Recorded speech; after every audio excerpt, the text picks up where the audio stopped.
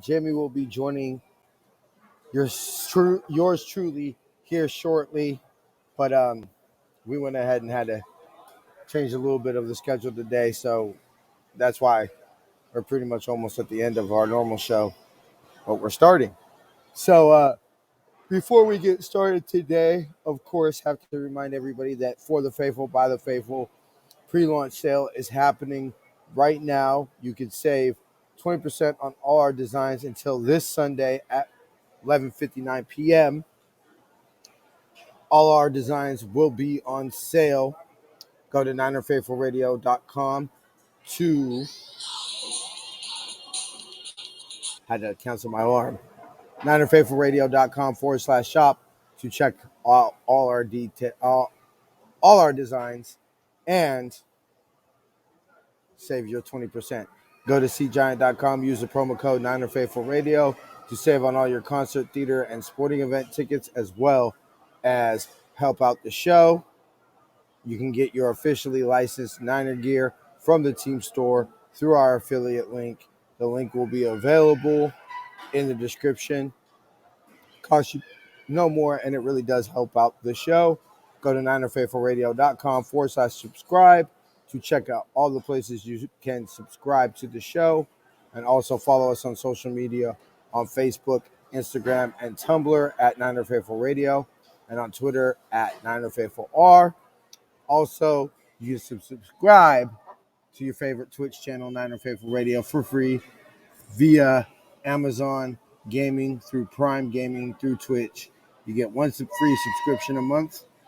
Now you have to do it every month, but it's free, and it really does help with the show. We appreciate that, ladies and gentlemen, boys and girls of all ages. Let's get the show cracking. Montana steps up, throws.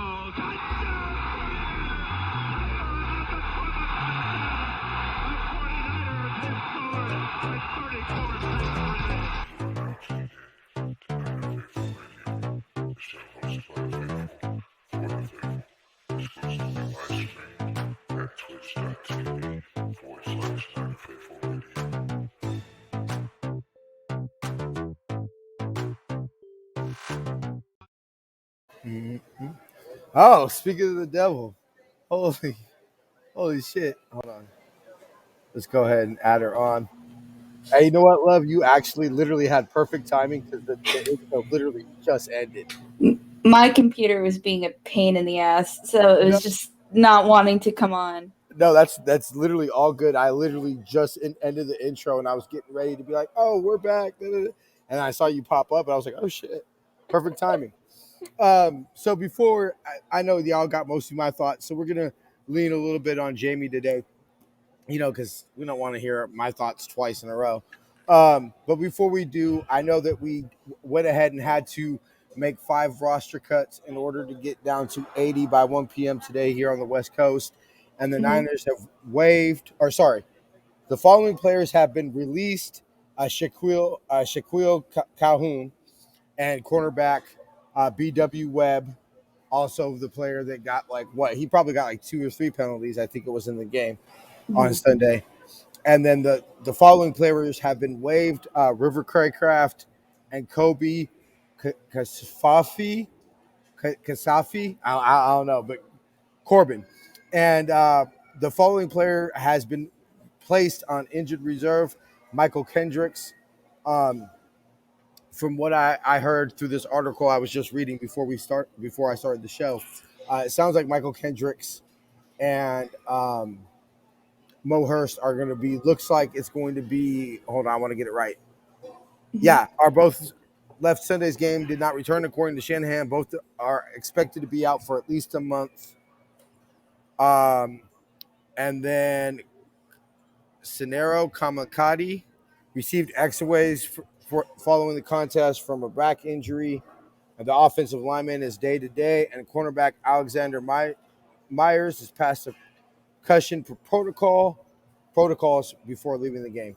So obviously, it's so funny. We always talk about how this. Jason and I have been talking so much about how this D line is so deep. What the hell are we going to do? How are we going to pick these players? And it's kind of funny how sometimes these things seem to work themselves out. right? Mhm. And I'm not saying by any chance that Mo Hurst won't make the final roster. Um, I'm not saying that at all. But it's kind of funny how you always think like, oh my God, what are we gonna kind of like with the running backs? I was like, why the Yeah. hell did we draft 2 running backs? And then lo and behold, Jeff Wilson Jr. gets hurt, and it's like, oh yeah, good thing we took 2 running backs in the draft.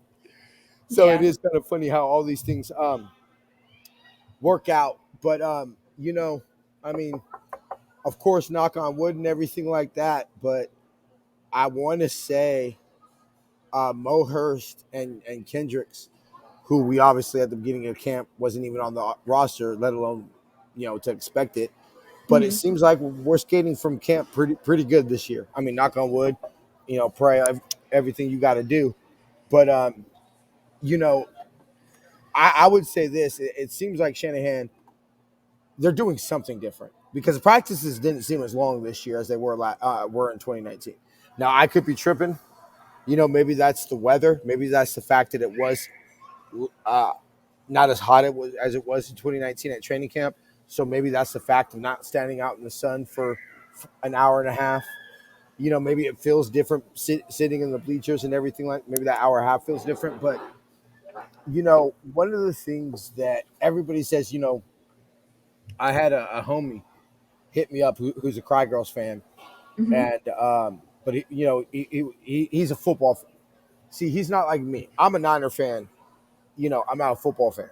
He's a football fan Yeah. who just happens to be a Cry Girls fan. Yeah. I feel Okay. that there's a difference there. But he was Yeah. talking to me and he goes, how could you have such faith in Lynchahan when obviously we know 4 out of the 5 years that they've been here, I've not been good. 19, 20, or I'm sorry, 3 of the 4 years that they've been here have been 10 plus lost seasons. And Mhm. I said, to me, it's when as we analyze this as fanalists, as we step back, and especially at the end of the year, if we say, hey, this is what we feel that we need going forward, I do not remember a year that they haven't addressed any glaring needs on the roster. I don't remember a year where you said, what the hell are they doing? They didn't address any need. Mhm. They may have not addressed all the needs we felt because there's obviously only so much you can do. And that's not Mhm. saying they make a mistake. Was it a mistake not looking into the quarterbacks in 2017 because you thought you were going to get Kirk Cousins? Yeah, especially since we didn't even end up with Kirk Cousins on the team. It'd Mhm. be a little different if at least Kirk Cousins came to the Niners. Then you could Mhm. say, all right, well, whatever. But he didn't even end up on the Niners, so of course it was retarded. Yeah. Now you can make We an got argument lucky on getting James that year. exactly. And Yeah. I mean, personally, myself, I don't think, to me, Kirk Cousins and Jimmy Garoppolo are in the same tiers of quarterbacks. Where I don't think they're bad quarterbacks. I think you can win with Kirk Cousins. I think you can win with Jimmy. You know, but I think overall the Niners are going to be in a better position than if we were to have Kirk Cousins on this team. Because if Kirk Cousins is on this team, I don't think we're drafting Trey Lance this year, unless things went horribly wrong. Mhm. Because Kirk Cousins doesn't miss games. And I think that That's true. Kirk Cousins would have been productive enough in Shanahan's offense that maybe us fans would have wanted more. Mhm. Maybe we would have been screaming for better. I know actually a friend of mine's mom's a diehard. All her mom's side of the family are all from Minnesota. So they're all like her uncle has the Vikings horns tatted on the side of his head. So they're Wow. all diehard Viking fans. And they're like her uncle straight up just tells me all the time, oh, we're stuck in a cycle of mediocrity with Kirk Cousins. You're not, not good. He's not bad enough that you're going to move away, but not good enough that you're sold. You Mhm. know. But anyway, getting into what we into Can I Saturday's ask game. something? Yeah, go ahead. River Craycraft got released? Yeah, I don't know. Oh. I personally don't know the designation between waived and released. Maybe that's Yeah. something I should know. There has to be That's a a little technicality. surprising. Not super Uh, surprising, but a little bit. so he was waived. I don't He's know. waived. I don't know the designation between released or waived. I don't know I if it has think if something to he's do with salary. Go ahead. I think if it's waived, they have a chance to if nobody picks him up, Okay. chance to come back to the roster maybe Okay, later. that would make Um, sense because without isn't it having when this like all the teams have to go through, if nobody picks him up, then waivers. Yeah. we get a chance. Yeah. So But maybe I could see that. I could see if it's like, if he makes it through waivers, you can bring him back on the roster um, by his original contract. mhm, And maybe if you release a player, you have to sign them to a new contract. yeah. That would make sense to me. I'll add a little mental note to look that up because honestly, if we're going to be finalists, I believe that we probably should know that. Yeah. That's something that we should probably know. But anyway, I mean, to me, we can go ahead and get into the receiver conversation right away then, and we'll get to the quarterbacks later on then. We got Mhm, plenty of time. To me, it's not surprising because to me, you got four locks. To me, you got the four locks. You got, Brandon Ayuk, which I actually want to get your opinion on here in a second when we get to mhm, stock up, stock down. We got Brandon Ayuk, Debo, Sherfield, and Sanu. mhm. Our locks at four. I'm assuming it's going to be Symbol Webster and Travis Benjamin fighting out for a roster spot for returnability. And I'll give the edge to Benjamin just because I think he's going to give us a little bit more as a receiver. Mhm. You can't just strictly have a return man on the roster. You have to be able to contribute from scrimmage, and I just Yeah. trust Travis Benjamin right now more than receiver. True, true, true. At receiver over Webster, and then I believe Jalen Hurd and Jawan Jennings. So I believe right. So between those, that's six right there. The That's true. only the only way I could see us keeping seven is it because I know for a fact that um in order to protect a player from waivers and to put them on IR with designated to return, they have to initially make the 53-man roster. So the Okay. only way I could see us keeping seven receivers is if um, Jalen Hurd was one of them, and then you're going to immediately just put him on the IR so he doesn't have to clear waivers. And then you go ahead and you pick up that extra D lineman or extra tight end or whatever. You'll go, for example, let's say it's Wayne Goldman. So you go to Wayne Goldman and you say, hey, Wayne, we're going to go ahead and we're going to put Jalen on the final or the first final 53. It's never the final 53. We're going to go ahead and have him make the initial 53. We're going to put him right immediately on IR so we can slap him with the designated to return or not. I mean, doesn't matter either or. And once that transitions through, we'll go ahead and we'll sign you and we'll add you to the 53. We'll add you to the 53. That's the only way I could see us keeping seven receivers. That makes Um, sense, yeah, honestly. and I saw River Craycraft in. He was practicing punt and kick returns in camp, and I mean it's hard to judge kick and cover in camp because really honestly it's just basically like a walkthrough. They're Mhm. not tackling, they're not, hell, 90% of the times they don't even use the kicker. They literally just put the ball in the jugs machine. Yeah. So they don't even use the kicker to simulate kickoffs in practices. So he wasn't. I don't see him giving me anything. I didn't see him give me anything where I think that I'd rather have Webster back there, honestly, Yeah. over River Craycraft. True, I true, mean, true. cool, awesome. Would love to have him on the practice squad. Develop him some more and everything like that. And Because I was just thinking him for special teams, but that if like to be honest, like so for this game, I caught a majority of the second half because I was yeah, at work during the first yeah, half, so I that's saw a lot of understandable. the highlights for the first half. Yeah. Um, yeah, we're gonna talk about that later.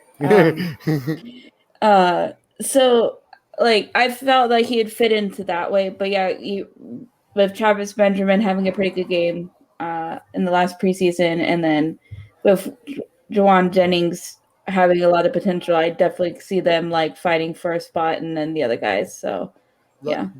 Jawan Jennings gonna make this roster. I'm pretty look, I don't want to say it's a lock, but I mean we all know how notoriously hard on receivers that Shanahan is. And I mean Hmm. Shanahan was gushing. Like for a second it was like, damn Shanny, why don't y'all go get a room? Like he was gushing over it so much that it was like, damn, why don't y'all just go get a room? And Yeah. to hear Shanahan talk to a receiver about a receiver like that, I was like, man, Dante Pettis, is over here getting jealous. Um, so I have a feeling that Juwan Jennings is gonna make the roster. As far as Jalen Hurd, this was brought up on, I want to say, Rob Stats Guerrera did it on the Niner Nation, Okay. um, on their instant reaction after the game. I want to say that maybe they brought it up, but it's been, not everybody comes back a year from an ACL. Not everybody's Okay. Nick Bosa, and not basically. Let's be real. What most Niner fans, and you're a little too young to remember this, but what most Niner fans hold the standard of ACLs is Jerry Rice. And Yeah.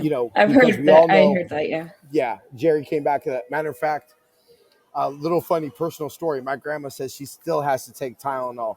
I'll never forget it. It was Monday night. The game Jerry came back was Monday night against the Broncos, and it was the night that Joe Montana, they retired Joe's jersey.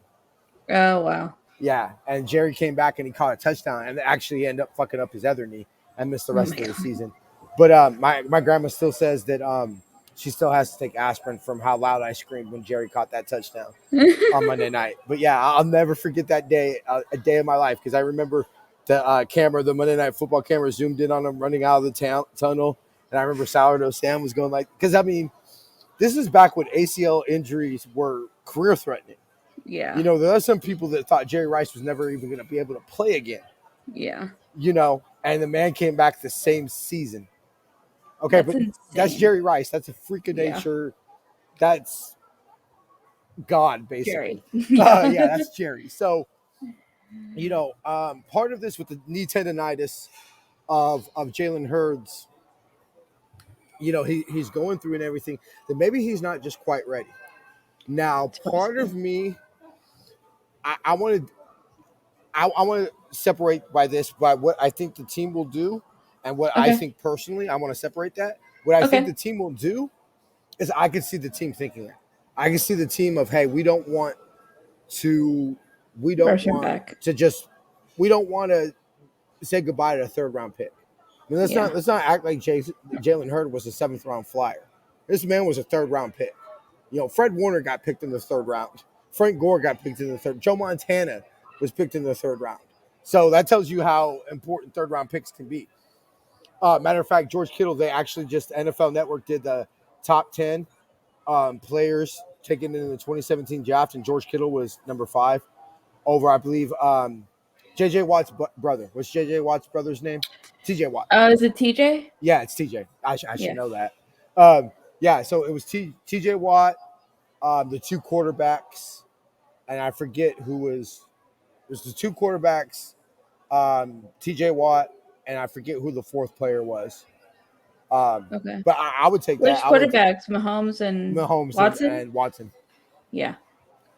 You're gonna automatically gonna have the quarterbacks, especially Patrick Mahomes. Yeah. Is gonna be Yeah. the number one pick. Like, that's obvious.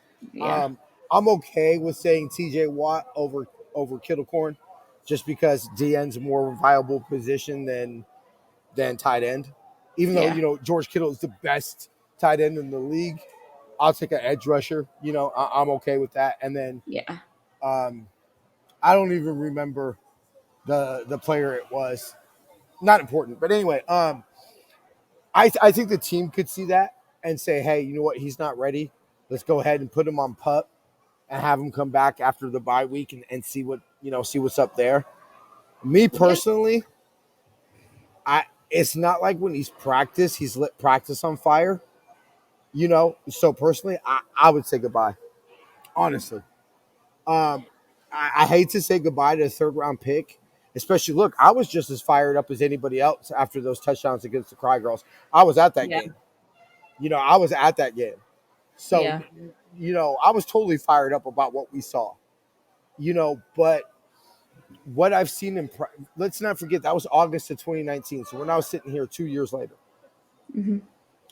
and what the days he did practice, honestly, I really didn't see anything. I feel that overwhelmingly about the receivers. Um, Now, minus Mohamed Sanu and Trent Sherfield, even and you know what? I want to ask you the opinion about this. Are you stuck down on Brandon Ayuk? Not saying he's going to be a bust. Not saying that anything like that, sophomore slump, anything like that. But on yesterday's show, when I did the stock up, stock down, I was stock down on Brandon Ayuk. And in my opinion, was that pass by Jimmy too high? Yeah. Yeah, You know, yeah. I'm pretty sure you saw the highlight. So I saw the like a photo of it of like him trying to catch it. It was right off of his fingers. It was just I think it was just a little too high for him to be able to grab. Because like if he can reach it, yeah. I know there's this saying, if they can get their hands on it, they should be able to catch it. Like I know that's a thing. I've heard that before.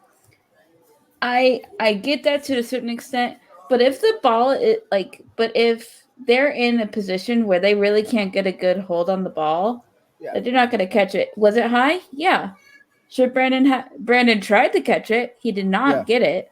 So I don't. I'm a little bit down. I was excited, but I haven't heard or seen any like. He dropped a couple of passes in the first game too. Yeah, You, and see yeah. that. So he did that. So I'm also like, I want to be super excited for him, and I still am. But I'm also like, my expectations are going down a little bit because maybe he will go through. Maybe it won't be like a severe sophomore slump, but maybe he'll go through a period where he can't. And what? So I don't know, but like I feel like those drops are a little bit more telling than that one pass because like. That one pass is a really tough catch to get if it's that high. This is my thing about it is all we heard throughout training camp, and I even personally saw, was Brandon Ayuk was lighting it up in practice. And he was. From what I saw, he legitimately was. And we all saw the highlights and everything like that. And so, okay, cool. This is how I break it down. And this is why I'm stocked down on Brandon Ayuk as of right now. Not as a player. I think Brandon, let me get this straight. Brandon Ayuk's going to be a good player for us this year. Mm-hmm. He will be productive because he's with Kyle Shanahan. Kyle Shanahan will get him open, and I think he's a talented enough receiver that majority of times he's going to catch this. But see, this is why I'm stocked down on Brandon Ayuk. Is what do I ultimately want to see? I ultimately want to see, okay, can you translate what you're doing into practice in the games? No, he hasn't. Yeah. He has not transferred from what he's been doing in practice to the games. Okay, number one. Number two, if you're Brandon Ayuk, okay, and we're putting him on this pedestal and he's being called Baby Julio and all that shit, and you know what? Then I need you to catch that pass. If you want to be a top 5 receiver in the NFL, if you want to be an alpha dog, if you want to be, Pro Bowler, Isaac Bruce and all those type of shit that everybody's put on BA, you need to come down with that pass then, bro. Because number one receivers need to come down with this pass. And I want to hear how hard it is. Like, yeah, could I have made that catch? Hell no. But guess what? Yeah. That's why I'm not a first-round pick in the NFL. Right. You know what I'm saying? No, you're right. And so my thing about it is, look, if you want to be a number one receiver, and I'm talking about even pushing George Kittle as number one receiver. Because ultimately, let's be real. I think over time, the team's going to try to transition away from George Kittle as far as our primary target.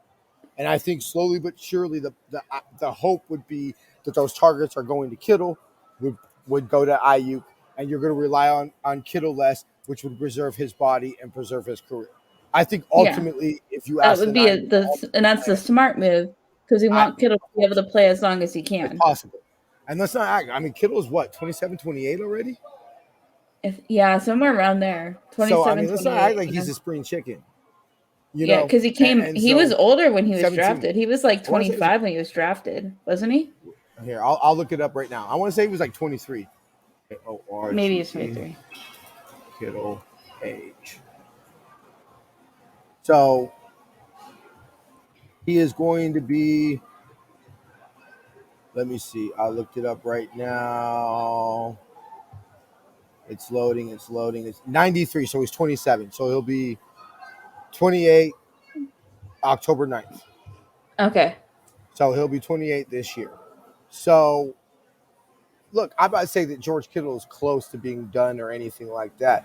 But if you put a gun to Shanahan's head, I'm pretty sure he would say, "Yeah, we would hope Brandon Ayuk would start to take some of those Yeah. targets away from George And Kittle, it's and he also could." good for the game plan because then nobody's going to like that's the great thing about having dual threats. No, the other team, the defense can't plan for who you're going to go to all the time. Exactly, You know? exactly.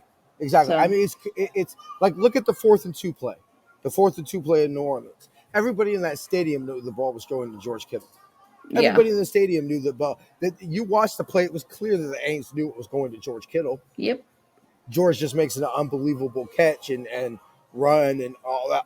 But really, honestly, we shouldn't have got that first down. That first down was made by George Kittle, Hmm. being just he killed everybody. To talk about the For the Faithful by the Faithful shirts that we got, he killed everybody and just dragged them and was ruthless and a total badass.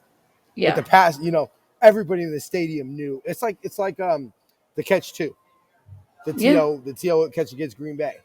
And if Yeah. you listen to Mike Holmgren says the coverage was correct. It was just a better throw, Anyway, Yeah. so that's where I'm stocked down on Brandon Ayuk. You know what I'm saying? And you know what, BA? That first in the Kansas City game, that pass was on 3rd down. You know what I'm saying? That pass he dropped was on 3rd down. I need you to come up with that, BA. Hmm. I need you, if you're going to be all alpha dog, I need you to come up with that. Okay, sure. I'm not saying that it would have been a great catch. I'll put more blame on Brandon Ayuk than I do with Debo. I don't know if you've got the chance to see the Debo play, but I think it would have been a tougher catch for Debo because Debo was not only contorting, but he was going But to me, it's why do we love George Kittle? Because George Kittle makes freak circus catches all the time. That's why he's the Hmm. best tight end in the league. That's why he's the highest paid tight end in NFL history. Him and You know, Debo have that. They're not afraid to make yeah. to get hit when to make. I feel like some of the other ones are a little bit. They don't want to get as much contact. I I think that's remember. part of it, and also just I Yeah, don't know. I remember my dad telling me when we were talking about whether I wanted to play offense or defense. And my stepdad played mostly defense. Uh-huh. I mean, in high school, let's be real. In most high schools, you play both ways. But my Hmm. stepdad actually always preferred defense. And I remember he was telling me, and I asked why, and he said, "Defense you hit, offense you get hit." Right? Yeah. But see, George Kittle and Debo are proof that that's not always true because George Kittle and Debo look to hit. They don't absorb hits. They Yeah. deliver hits. Yeah. So yeah, I agree with what you were just saying. But to me, I'm looking at BA like I need you to make that catch. Yeah. I need you to come through and make that catch and give us the reason that all that praise we've been heaping on you and all that everything that all the positive things we've been seeing about BA. I need you to make that catch so we're justified now. Now that when Hmm. I look at people and when Jason's posting memes about how people are sleeping on Brandon Ayuk, we're more justified and we don't look like such fanboys. Hmm. Um, Now, obviously, you didn't, watch majority of Trey playing and everything like that. I But saw him play. So like literally, I got off work, yeah, got in my car, turned on the radio station to the game so I could listen to uh, it on the way home, and then when I got home, turned it on. So I heard the end of the first half. okay, So okay, okay. so I heard him going down, getting the touchdown. Touchdown to was that the one that was the one to Benjamin, right? The one I in the think end of the first so. I'm half. pretty sure I that believe was that's the one. Benjamin. Honestly, that was his best. That was probably his Yeah, best throw of the night. because That I was turned it on and I'm hearing like uh Jimmy threw an interception, Trey yeah. threw an interception. I'm like, and then Trey only completed like one It was pass at not. that point. Yeah, it was not good. I was like, It was, what the hell is happening? I was like, yeah, it what's was. It happening? was. It was an ugly first half. Now Uh, I'll put it to you this way. Okay, so Jimmy's. I guess that I'll explain it this way. Jimmy's drive is what you would expect a Jimmy Garoppolo drive to look like. yeah. That didn't look anything, and that's why everybody asks, "Are you positive on Jimmy?" I am positive on Jimmy because now not as positive as I normally am, Hmm. and everything like that. But I am positive on Jimmy, and I'm also not stupid. I know Trey Lance is the future of this team, and really, Yeah. honestly, it's not really up to Jimmy when Trey plays. It's truly up to Trey. because I don't Yeah. care. The only way I see that Trey's ready and he doesn't start is if Jimmy's playing at like an MVP type level. Which, let's be Yeah. real, that's probably not going to happen. But You're probably to not me, wrong. so to me, it's a 15 play drive that now I'm not gonna, like I said, I'm not gonna put the throw on Jimmy. But yeah, that at the end is a bad throw. Fine, okay, Debo, BA should have caught it. But at the end of the day, I'm disencouraged because it's the pick and all Yeah. that, and I was pissed because I'm like, you gotta come away with that with points on the board. Mm-hmm. So you can't have a 15 play drive and not come away with points, at Yeah. least a fucking field goal. Um, but I'm okay because we all know that Jimmy bounces back after a pick. Yeah. And so there's no reason to expect that he wouldn't have bounced back. Sure, was every throw perfect? No. But we already know Trey Lance has a better arm. We always Mm-hmm. know Trey Lance is the better talent. We already Mm-hmm. know all that. That's not a shock, Mm-hmm. But so no, what did it look as sexy as Trey? No, but I mean, to me, the reason I'm saying start Jimmy, my mind hasn't changed. When the moment we drafted him, after all the initial excitement wore off, I said, no, I'm not ready to start Trey Lance. Trey Lance, to me, has to prove that he's better than Jimmy Garoppolo. And has he proved to me that he's better on Jimmy Garoppolo? Not on a consistent basis. Yeah, there's been plenty of times throughout camp in the preseason that, yeah, he has looked way better than Jimmy Garoppolo. He's made throws that Jimmy doesn't even make in his dreams. Yeah. But I haven't seen it consistently enough. And Yeah.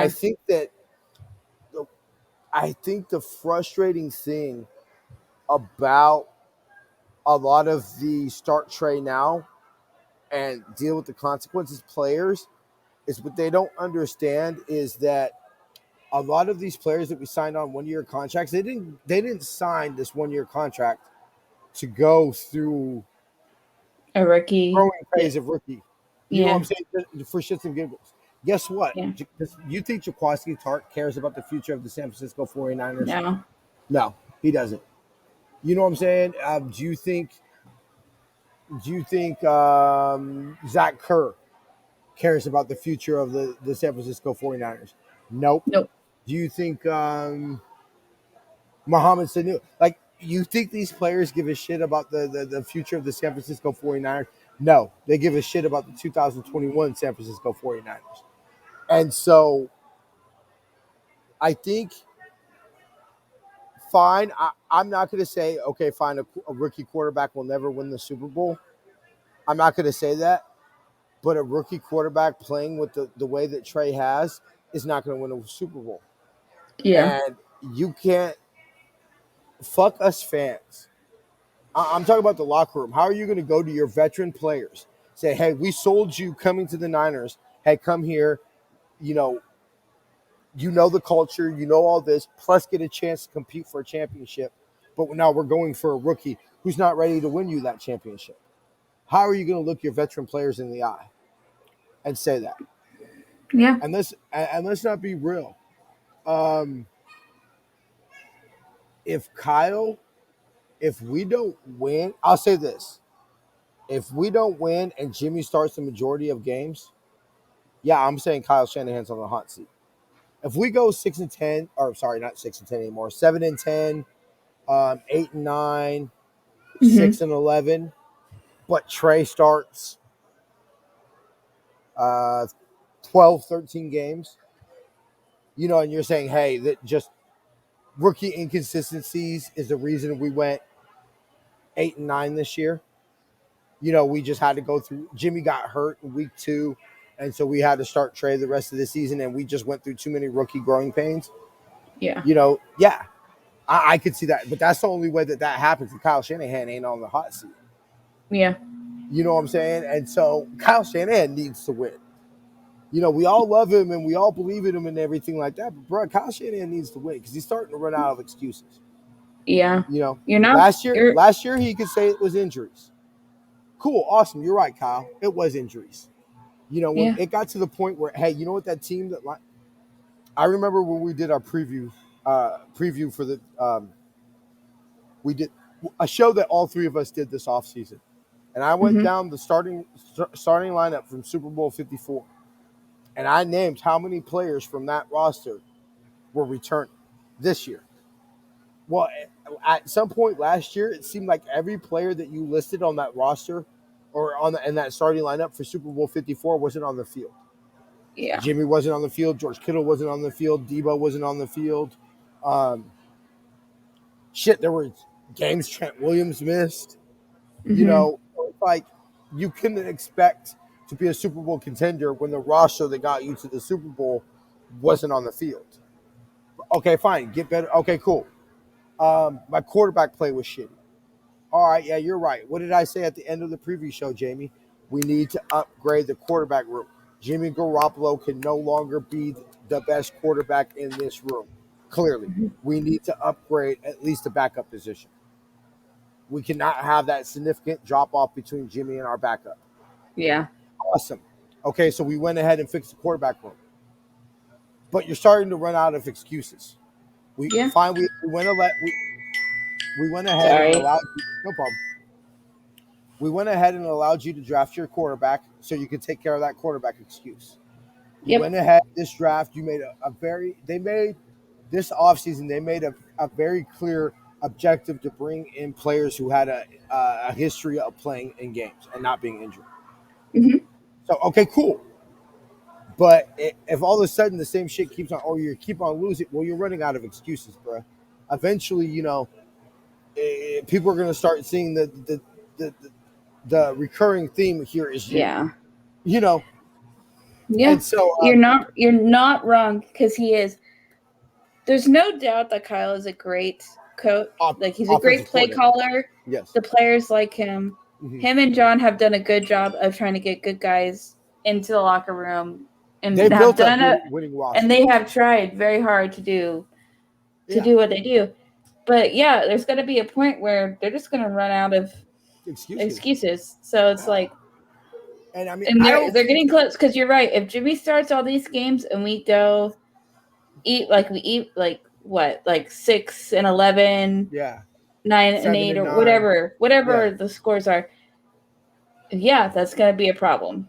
That is. Now, Yeah, go ahead. look, if it gets to a point, look, I would say Jimmy would only have a few weeks of struggling before they would put Trey in anyway. So Jimmy's not going to struggle the whole year. Let's get this No. clear. Jimmy's going to have a short lease. He's going to Yeah. have, and if it gets to a point where it's okay, the season's over, we're going to see Trey Lance. Yeah. So let's not get this twisted. Now, I do believe we can win games with Trey Lance. See, so one of the OGs asked me, he was like, when I had went to the Chiefs game, one of the OGs asked me, he goes, what do you think about Trey? And I think about what I thought about him coming out of the Chiefs game is the same thing I think about him coming out of the Chargers game. You see the man can play quarterback. Mm-hmm. You see the wild plays. I mean, you see things like the Benjamin touchdown. You know, you saw him look off the safety, knowing that he was going where he was going the whole time. But he looked off the safety, then through the. You see the things that make you say, yes, he can play quarterback at the NFL level. He can. He's an NFL quarterback. I'm pretty Trey confident has in the saying talent. that. That's not. Yeah. The talent is you can see it when he plays. Mm-hmm. The reason why it's and that's what, and it's also probably partly because he hadn't played in like how many days, 500 days or something like that. Days. He's only played one game. So he's also still getting back and getting used to playing again. Well, like I know he's at camp and stuff now, but it's like he just started playing like 2 full games now, not full games, but like what happened? Playing actual games. What's happened is what I expected to do. You can tell that he's struggling to see what he's seeing on the field.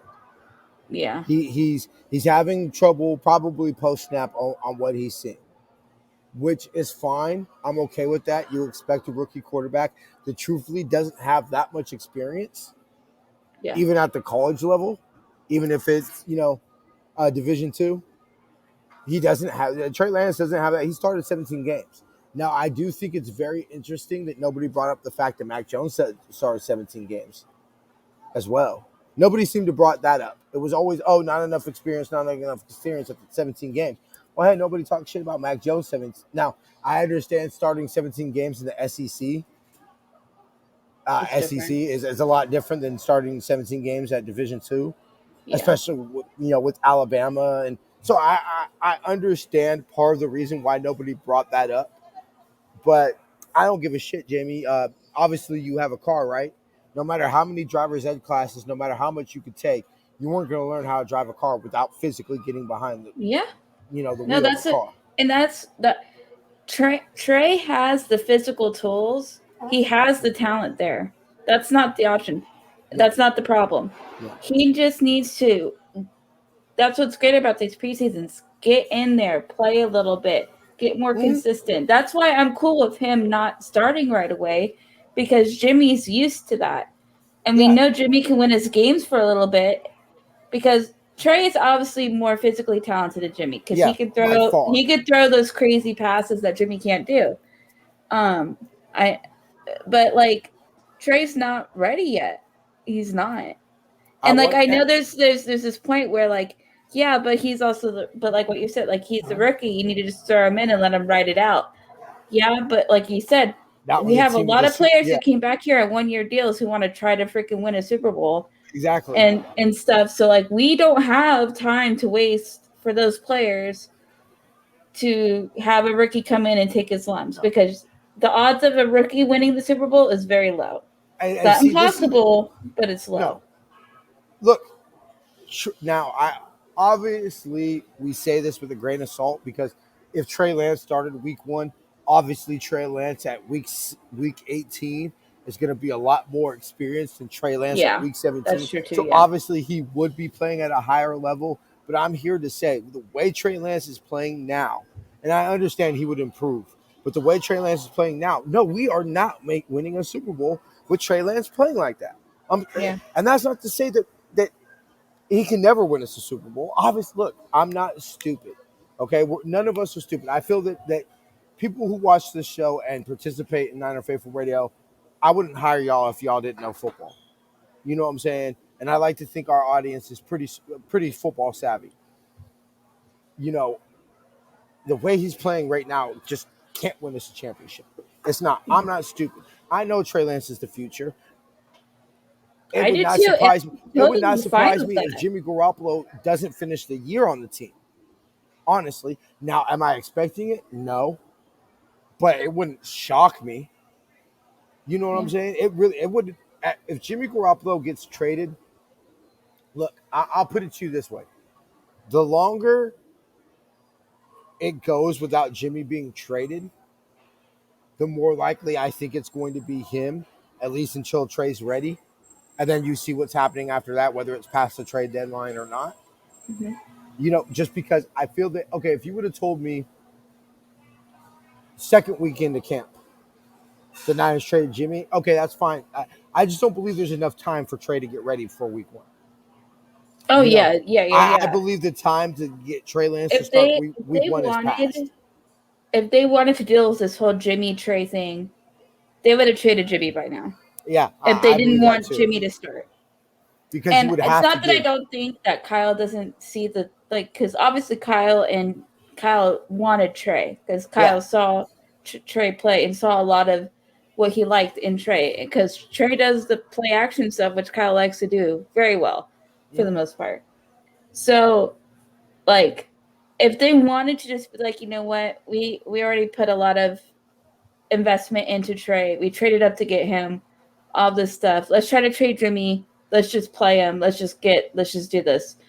They would have already done that by now. They would have done that probably after the draft or during the draft. Yeah, I think so too.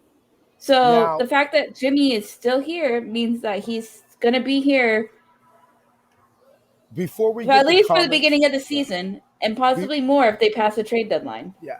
Before we get the comments, okay. Do I believe there were teams that called about Jimmy Garoppolo during the draft or leading up to yes, I do. I do believe there are teams, and I believe if you believe me, the reason Jimmy Garoppolo is here on this roster is because the Niners didn't get what they wanted for Jimmy. Okay, fine. I believe that. If that's Yeah, I could buy in that. fact what happened, yeah, okay, I would believe that. Truthfully, you want to know what I think happened is I think once they start getting the feeling, once they started getting the feeling it was Trey Lance, they went to Jed York and said, "Hey, we want to draft Trey Lance, but we don't think he's going to be ready." Because even the idea of Trey starting, look, they didn't expect him to come back and even look this good back from Yeah. the 40 days of working on the mechanics. So I guarantee you what they did is they said, "Hey, look, we don't think he's going to be ready week 1. Can we keep Jimmy?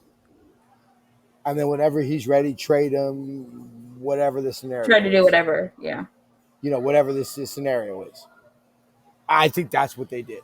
I think they specifically got Trey Lance because they knew that worst comes to worst, they could keep Jimmy, at least for Because the year. Jimmy's the insurance blanket. Yeah. Jimmy, because to me, there's a lot of differing opinions on Jimmy. Jimmy is still a competent enough quarterback to win his football games. And right now, that's what's important. It might not be pretty whatever you want it to be, yeah. But he is competent enough to do the things that they need to do to win football games. Look, could you... I always hate this because we've broke it down both personally in some of our personal conversations and on the show. Is it pisses me to look. I will agree that Jimmy hits Emmanuel Sanders. We're Super Bowl champions. Yeah. I will say that. To me, there's no doubt. We're Super Bowl champions if Jimmy hits that pass. Mm-hmm. Okay. Sure. Okay. You could say that. You could say that. Fine. I think it's clear that Shanny took the ball out of Jimmy's hands. I think in retrospect, you can see not calling timeout, closing out the first half. I think that right there has told you what Shanahan feels about Jimmy. Because if Trey's the quarterback, Shanahan calls timeout. You know what I'm saying? And is way more aggressive. That's fine. But you cannot convince me that Jimmy Garoppolo can't ever hit that throw to Emmanuel Sanders. Didn't he make one and literally against when they were doing practice against the Chargers, he made like a 40-yard pass down to somebody. He made a pretty deep pass in the open practice. Yeah. So I want to say I don't know what it is. I want to say he can sometimes do it if he has enough time and enough space around him. He can do it.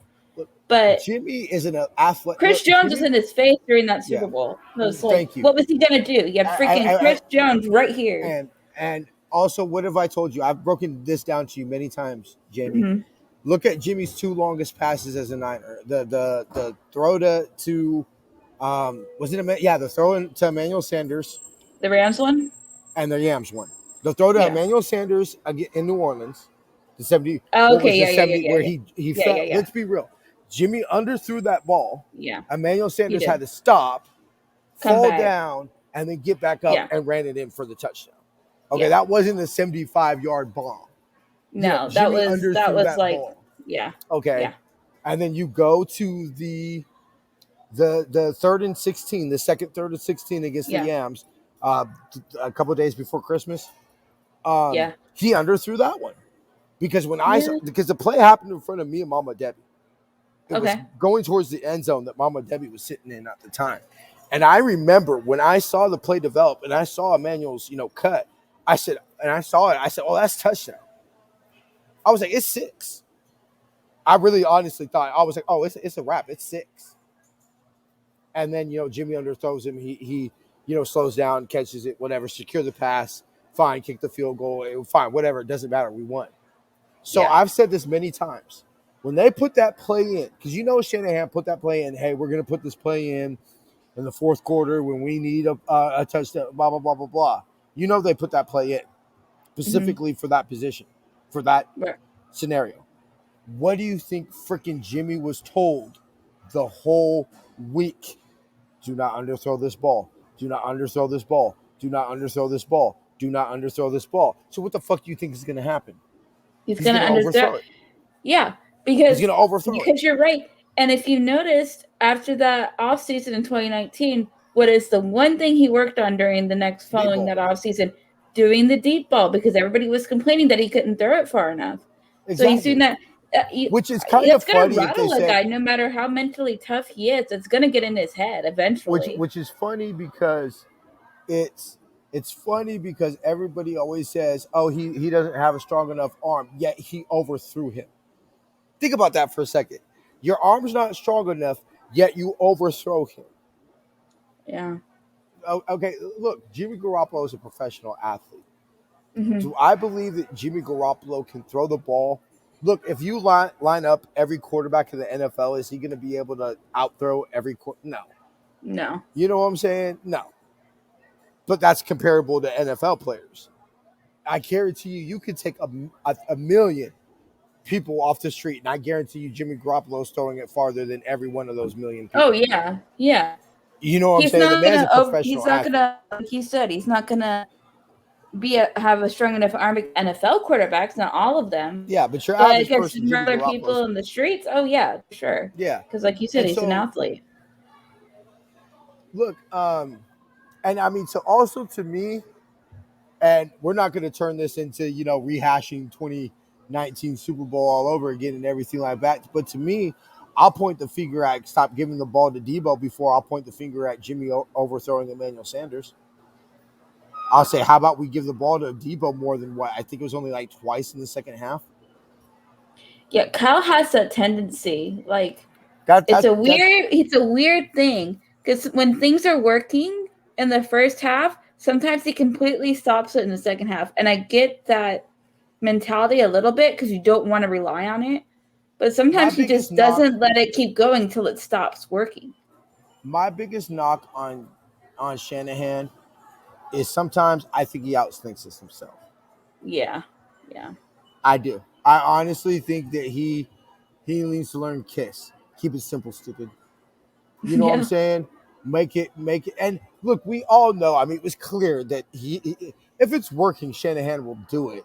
It's hence the reason Raheem Mostert had 4 touchdowns in the NFC Championship game, and Jimmy only threw 8 passes. Because he's like, I mean, and look, they can't stop us. Just keep running. I guarantee you, if you ask Kyle, if you got a personal dinner with him, if he said, "Hey, Jamie, TJ, let's go out and have a beer," I guarantee you he'll make up something about coverages, taking it away, or some shit like that. Honestly, is what I think. For all we know, Debo was hurt, and he didn't want to talk about it. But fine. My point about it is that I will agree that Jimmy needs the team around him to be good. Mm-hmm. And yeah, okay, Jimmy led us to a Super Bowl with probably one of the best D lines in Niner history, and everything like. Okay, fine, I'll give you that. Okay, Jimmy. It's not like Jimmy Garoppolo dragged us to the Super Bowl kicking and screaming. You know what I'm saying? Okay, I'll give you that. But you're not going to tell me that Jimmy Garoppolo can't win you a championship. And you know what? I hate when people say quarterback wins isn't a stat. You know what, bro? I watched Tim Rattay, JT O'Sullivan, Rick Meyer, Cody fucking Pickett, Ken Dorsey. I've watched way too many bad Niner quarterbacks to know that you're right. Football is a team game. And you know what? Maybe a quarterback most of the time ain't going to single-handedly win you a game, but I sure as hell have watched enough bad Niner football to know a quarterback can sure as shit lose you a game single-handedly. Yeah. I've watched enough. When Jimmy plays, we win a good amount of times. So I don't get why people can't get that into your head. I'm getting really fired up about this, but yes, Twitter has been driving me up the wall. I understand this context. I understand you have to add historic defense to that. I understand you have to understand. There's nothing wrong with that though either. Some drop passes. Okay, fine. Some the picks against the drop picks against Minnesota. Yeah. And fine. Okay, I understand that you have to add some of that context into it. But to me, you can't call Joe the greatest quarterback and ignore the fact that the play before he hit John Taylor in the end zone, he almost threw a pick. Right? Nobody ever brings that up. That literally the play before matter of fact, nobody brings up 2 things about him. Is that if you watch an interview where Joe talks about it, Joe says the catch should have never happened because he missed Freddie Solomon wide open in the end zone the play before. So the catch should have never happened because Joe Montana should have hit Freddie Solomon the play before.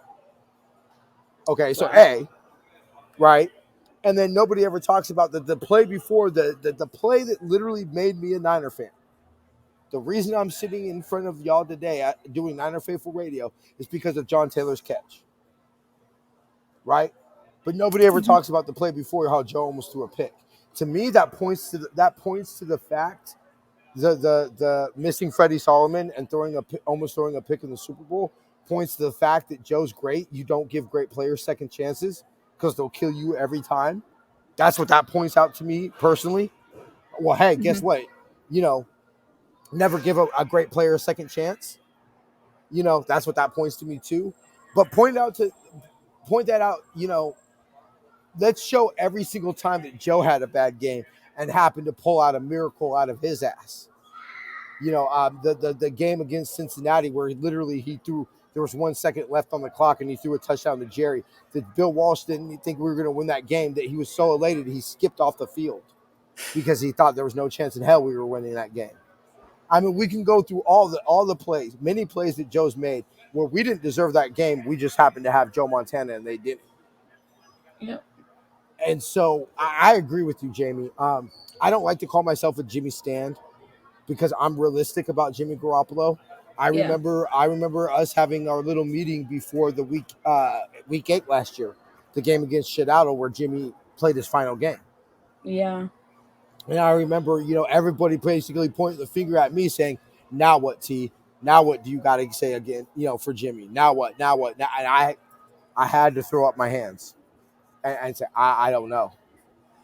Yeah. So I'm not a Jimmy apologist, but I'm old enough to remember that you better be careful what you fucking wish for. Yeah. I'm old enough for us to remember drafting Jim Druckenmiller. Okay? Yeah. I'm old enough to us remembering drafting Jim Druckenmiller. And Jim Druckenmiller, you couldn't tell anybody that Jim Druckenmiller wasn't going to be the heir apparent to Steve Young. You know what I'm saying? You couldn't tell anybody. And he was picked by Bill Walsh. Was Bill Walsh picked? Bill Walsh passed over Tom Brady 6 times.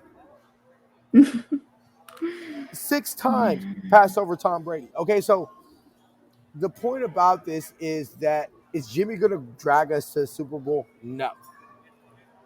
And do I believe that the best opportunity we have to win a Super Bowl going forward after this year is with Trey Lance on a rookie contract? Yeah, clearly I think that's the best. If you're not going to get a generational talent like I don't want to say Patrick Mahomes, just because obviously yes he did go back to back Super Bowls, but people were so arrogant about Dan Marino making another Super Bowl that I don't know if you ever seen this, but after the Super Bowl they had a Pepsi, I believe it was a Coke commercial, it was either Pepsi or Coke, but it was Dan Marino and Joe Montana in the locker room, and Dan Mhm. Marino comes up to him and goes, "Hey Montana," he goes, that draw in the third quarter, good call," and he goes, "Hey, can I buy you one?" And then Dan Marino goes, "It's the least you can do." And then they sit there and they drink. They do the obvious advertise, where they hold up Mhm. with and then they drink it. And he says, "Hey Montana, next time I'm buying," basically meaning he's going to win the Super Bowl next time. That's Mhm. how arrogant people were about Dan Marino making another Super Bowl and literally never made it ever again. So Yeah. I'm not ready to crown Patrick Mahomes as the next Tom Brady, the next quarterback that's going to build a dynasty. Hey, let's see. Let's see when his contract kicks in and they got to start making decisions because his cap hit is too much. It was Mhm. easy to do when you're on that rookie contract. Yeah. But, when they can't afford, Chris Jones and Frank Clark and Travis Kelce and Tyreek Hill and, when they could no longer afford these players because Patrick Yeah. Mahomes is making too much money. Or if Patrick Mahomes is going to do the Tom Brady and take less money.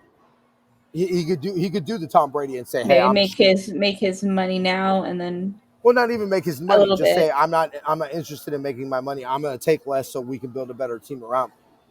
And that's I like highly and doubt it. that's I think a big part of the Patriots' whole Oh yeah, success that's a thing huge is part. because Because Tom Brady could have asked for whatever he freaking wanted. Tom Brady could have had what Jerry did. You know, Jerry had a clause in his contract that literally said he had to be the best, the highest player on the Niners. Oh, really? Yeah, that's why all that whole drama about Deion Sanders, everybody was like, Jerry should have wanted Deion on the roster, because then that means that he would have gotten more money, because he would have is a clause in his contract. I heard that from Eric Davis. Eric Davis said that there was a clause in Jerry's contract that said he must be the highest paid player on the team.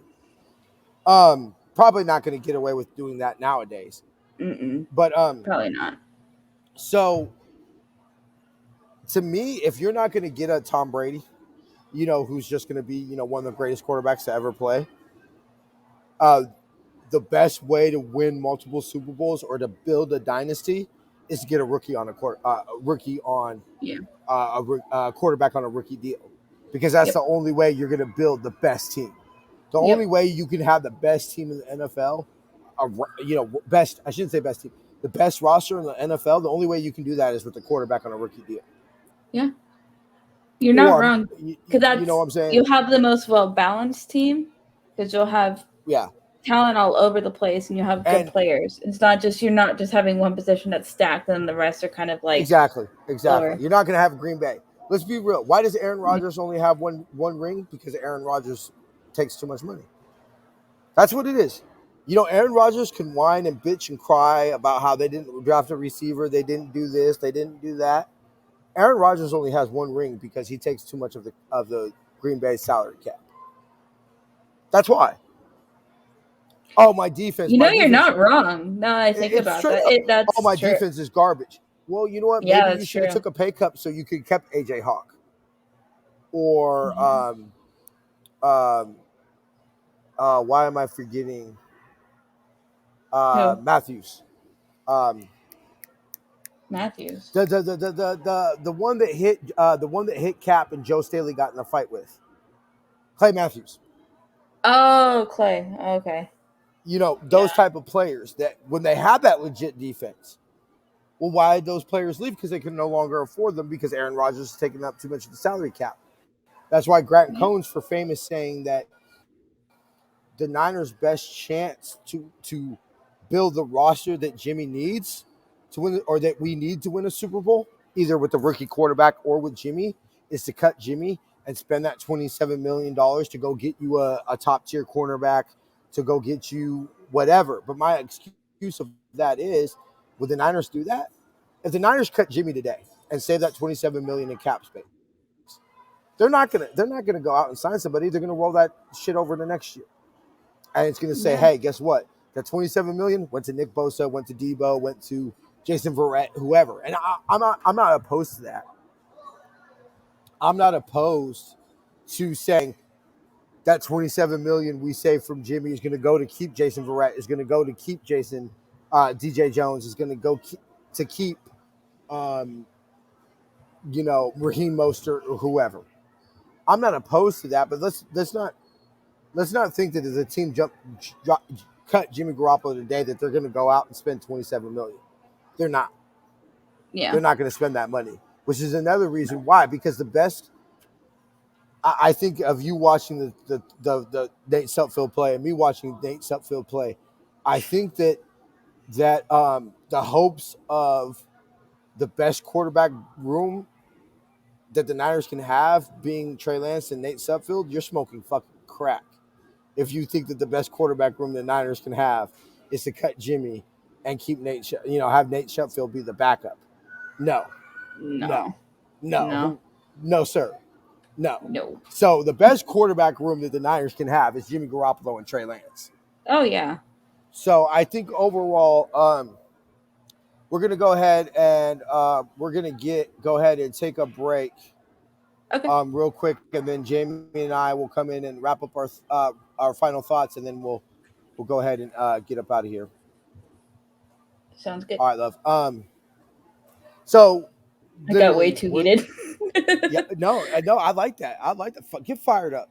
Look, at the end of the day, it's just Twitter. Twitter has been freaking annoying me. I don't do Twitter, Jimmy. Why do you really honestly do think I like when all? I don't even go on it that much anymore. I literally go on Twitter to check the news. Yeah. When I put out that tweet last year, regardless of what, and I still stuck by what the fuck I said. I'm sorry, I will I always remember. stand by what I said. But whatever, you know, 99.9% of those people that talk shit about me and oh, we'll never listen to your podcast, and I hope you listen to they don't fucking pay attention.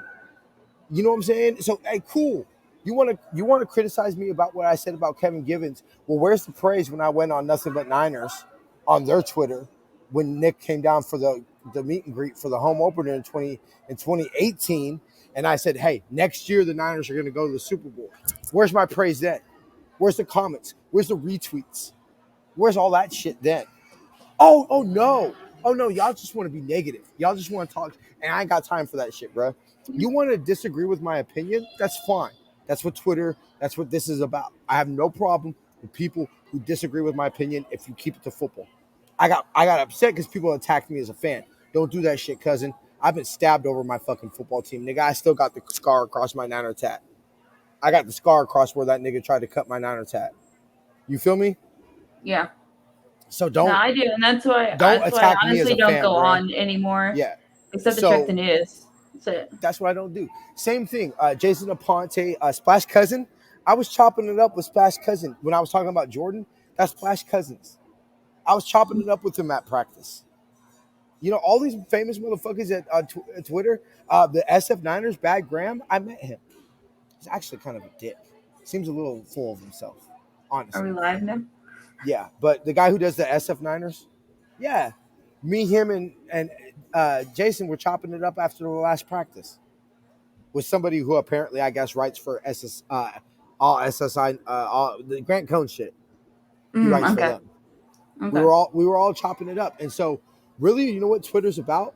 Twitter's not about I like that person. No, Twitter's about a Getting confirmation the bias. reaction. Confirmation bias. Yep. Why do majority of people on Twitter love Grant Cohn? Because he fucking talks shit about Jimmy. He tells people what they want. You know what I'm saying? That's what it is. Yep. People don't want opinions. People don't want discussion. People want you to just tell them basically that they're right. That's Yeah. basically what people want from. That's why we don't get the love that we do, because we won't go out there and tell people what they want to hear. That Jimmy's trash and Trey's the greatest thing that since sliced bread, and that's why we'll probably never get popular on Twitter. You know, and I'm okay with that. I am too. Ideally, I don't even want to be on social media. Ideally, social media controls way too much. There's no reason when we have almost 3,000 people liking our page that our podcast should get 10 a reach of 10. We got almost 3,000 people that like our Facebook page, Jamie. There's no reason in shit that we shouldn't get at least 1,000, 100 people. Algorithms and all that, and make sure you like and all. Man, I ain't got time. I understand not showing it to people who don't like the page. I can understand that. But why would you not show it to people who like our page? They clearly like the page for a reason. Yep. So no, get fired up, because you know what it means? It means you care, because honestly, Jamie, we're not getting paid doing this, right? I know. You know, so we're not getting paid doing this. So why do we do it? We do it because we love Because it. we love it. Because we have a passion of talking about our football team. That's why we do it. Mhm. I'm here to tell you, love, we're probably going to make just enough to keep the lights on this year. Now, that's what we're adding a paid service of StreamYard. I'm going to probably pay for StreamYard now. So that's part of the reason we're all not getting paid, is because I'm going to take $240 and reinvest it in the company to upgrade our StreamYard. So yeah, if we didn't want to get paid StreamYard, yeah, I could pay everybody this year. But I figured, hey, let's reinvest in the company. I do think that's going to help our show look more professional and shit like that. It will. So It's a good move. yeah, I believe that. I figured that y'all won't mind. Nobody would mind. No. So, because at the end of the day, it would probably only about $20 per person anyway. Yeah. If I were to pay y'all, it'd probably only be about $20 to $40 per person. So would y'all rather get $20 to $40, or would you rather? No, I'd rather you put in this StreamYard, so that way we have a reliable thing for the show. So that's what I'm doing. So we're not getting paid. So we do this because so I don't mind. Get fired up. Yeah, I'll cuss. I don't give a shit. Like that's what we do on here. I tell people all the time, look, if you want one of those professional, button down, whatever type of show, Niner Faithful Radio ain't for you. You know what I'm saying? I'm a faithful who happens to be a podcaster, not a podcaster that happens to be a faithful. I tell people all the time, I'd rather Niner Faithful Radio get no success and the Niners win the Super Bowl every year than be the biggest podcast in the world and have us be shit every year. Mm-hmm. You know what I'm saying? Mm-hmm. Yeah. So, Obviously, we have 2 minutes left. At least okay. that's what this says. Um, obviously, so for Good Morning Niner Empire this week, it'll be your last show. Yep. Um, you know, obviously, if you ever want to redo it, obviously you're more than welcome to do it. Um, just make sure that it's an hour, love, and then we're all good. I did get the email. I'm gonna share this with Brian. Jason already saw it. I know because the email was opened, so I know Jason Okay. already saw it. So that's why I'm not going to talk to him about it. But we did get a letter, and our contract does expire. Renewal of the contract, they'll hit us up. I don't think we will. I don't think our analytics are going to be good enough. Okay. But so that's that. So We gave it a shot though. It was good. It gave us a shot. So well, they said that hey, keep on building your community, and you never know what could happen. Is yeah. basically what they said. So that's fine. I'm not honestly, truthfully, it's what I expected. I expected it to only be for 3 months, so I'm not Yeah. super mad. It's good. It'll help us pay the bills this year.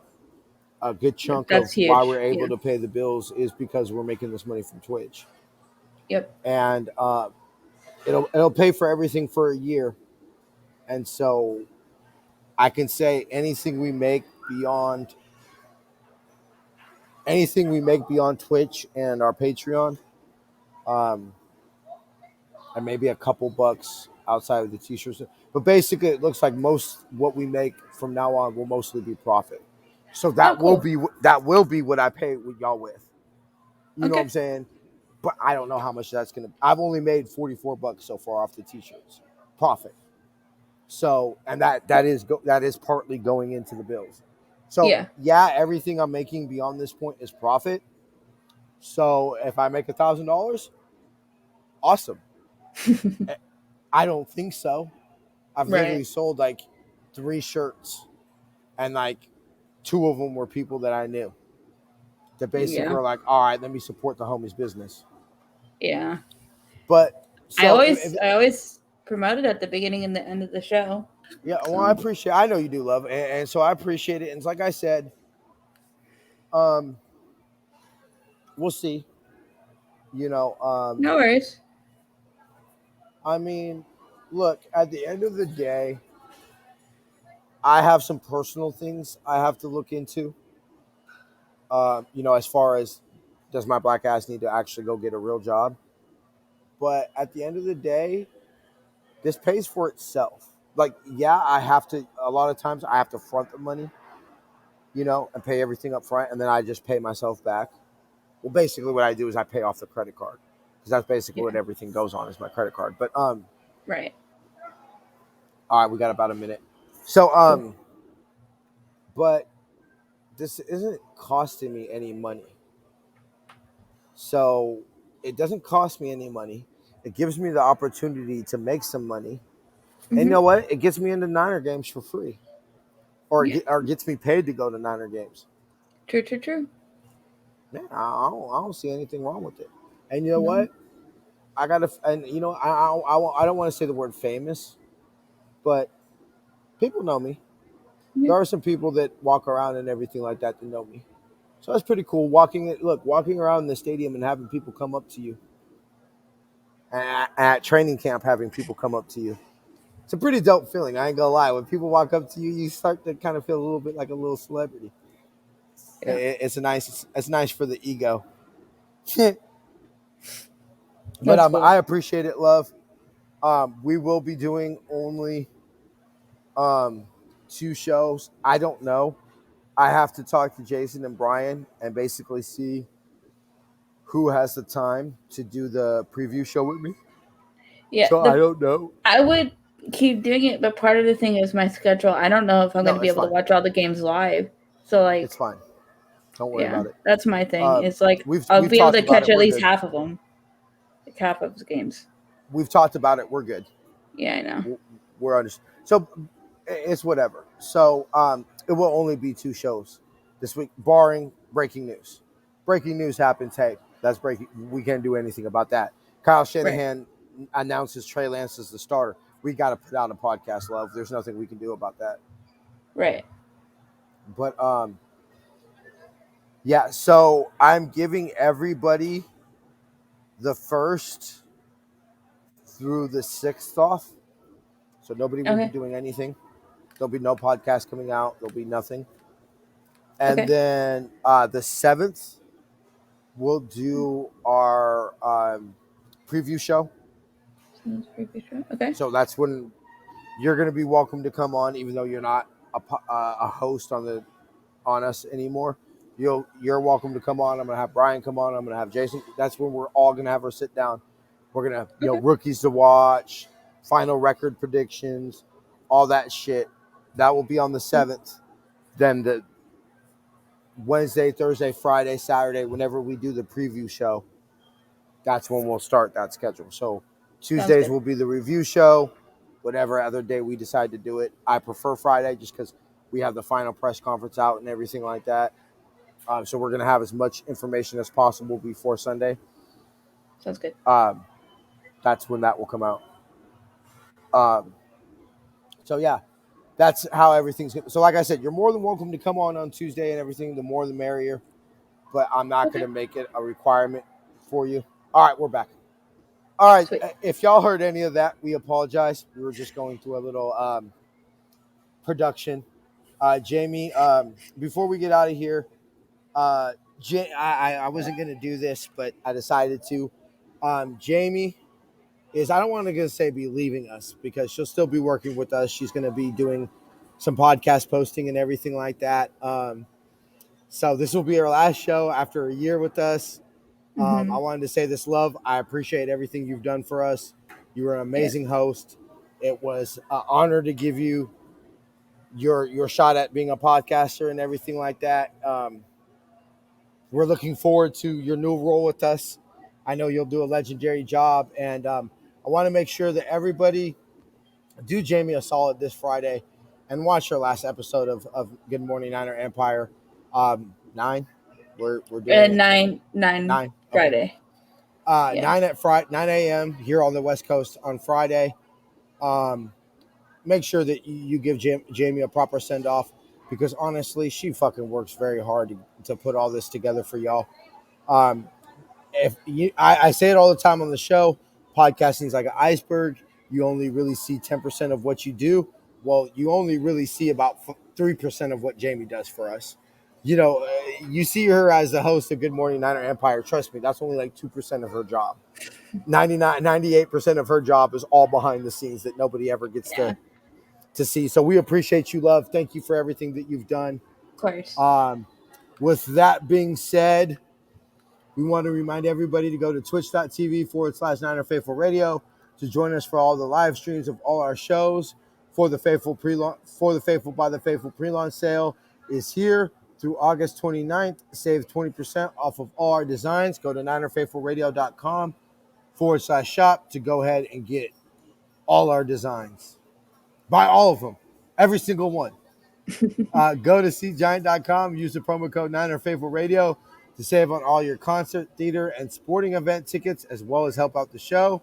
Get your officially licensed gear from shop49ers.com through our affiliate link. It will be available in the description of this video and podcast, and it costs you no more, and it does help out the show.